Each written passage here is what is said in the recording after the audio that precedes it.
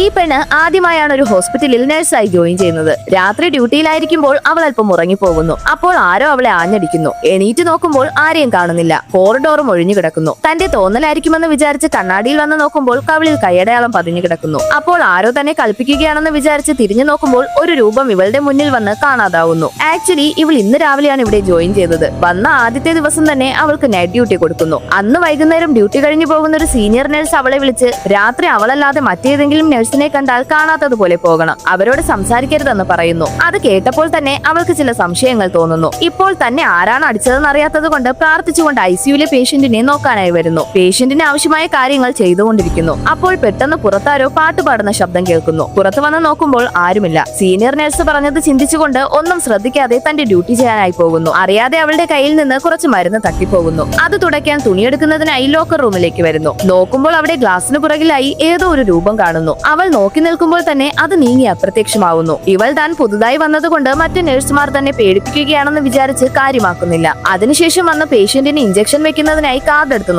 നോക്കുമ്പോൾ കുറച്ചു നേരത്തിന് മുൻപ് ആരോ ഇഞ്ചക്ഷൻ വെച്ച് സൈൻ ചെയ്തിട്ട് പോയിരിക്കുന്നു. ദേഷ്യം വന്നവൾ മറ്റൊരു ഫ്ലോറിൽ ഉണ്ടായിരുന്ന നഴ്സിനെ കണ്ട് അവളോട് ദേഷ്യപ്പെടുന്നു. അപ്പോൾ അവൾ ഇവിടെ 100 വർഷത്തിന് മുൻപ് വർക്ക് ചെയ്തിരുന്ന ഒരു നഴ്സിന്റെ ആത്മാവ് ഇവിടെ തന്നെ ചുറ്റിത്തിരികയാണെന്ന് പറഞ്ഞിട്ട് പോകുന്നു. അവൾ പോയി കുറച്ചു സമയത്തിൽ തന്നെ ലൈറ്റ്സ് മിന്നാൻ തുടങ്ങുന്നു. അപ്പോൾ പെട്ടെന്നൊരു നിഴൽ പതിയെ ഇവളുടെ അടുത്തേക്ക് വരുന്നു. ഇവളത് ആരാണെന്നറിയാൻ വെയിറ്റ് ചെയ്ത് നിൽക്കുന്നു. അതിന്റെ പൂർണ്ണമായ രൂപം കണ്ടതും അവൾ ഷോക്കാവുന്നു.